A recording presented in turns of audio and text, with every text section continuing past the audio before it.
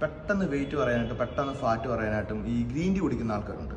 കൂടുതൽ സ്ത്രീകളാണ് ഈ കുടിക്കുന്നത്. ജിമ്മിൽ പോകുന്ന ആൾക്കാരും കുടിക്കും, അല്ലാതെ വീട്ടിൽ ഇരിക്കുന്ന ആൾക്കാരും കുടിക്കും.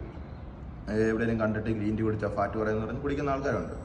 അത് കുടിക്കുന്നതുകൊണ്ട് കുഴപ്പമില്ല. പക്ഷേ കുടിക്കുമ്പോൾ എപ്പോഴും ശ്രദ്ധിക്കേണ്ട ഒരു കാര്യമുണ്ട്. ഈ ഗ്രീൻ ടീക്കകത്തുള്ള പ്രശ്നം എന്ന് പറഞ്ഞാൽ അതിനകത്തൊരു കണ്ടന്റ് ഉണ്ട്, EGCG എന്ന് പറയും.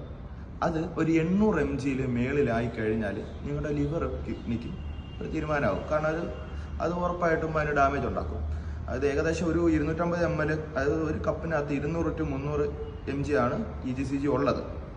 അപ്പോൾ നിങ്ങൾ ഡെയിലി ഇങ്ങനെ കുടിച്ചുകൊണ്ടിരുന്നാൽ 800 മേളിൽ പോയി കഴിഞ്ഞാൽ നിങ്ങൾ ഉറപ്പായിട്ടും ഒരു ഹോസ്പിറ്റലിൽ പോകേണ്ടി വരും. ഭാവിയിൽ ഡെയിലി ഇത് കുടിച്ചുകൊണ്ടിരുന്ന് കഴിഞ്ഞാൽ ഉറപ്പായിട്ടും ഹോസ്പിറ്റലിൽ പോകേണ്ടി വരും.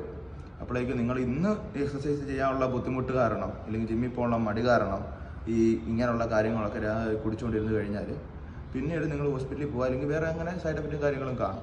ഒരിക്കൽ പോലും ഗ്രീൻ ടീ കുടിച്ചെന്ന് പറഞ്ഞാൽ നിങ്ങൾക്ക് ഫാറ്റ് കുറയാനോ അല്ലെങ്കിൽ വെയിറ്റ് ഫുൾ ഒറ്റയടിക്ക് പോകാനോ പോകത്തില്ല. നിങ്ങൾ പ്രോപ്പർ ഡയറ്റിലും ഒരു ആക്ടിവിറ്റിയിൽ ഏർപ്പെടാതെ നിങ്ങൾക്ക് ഒരു റിസൾട്ടും വരത്തില്ല.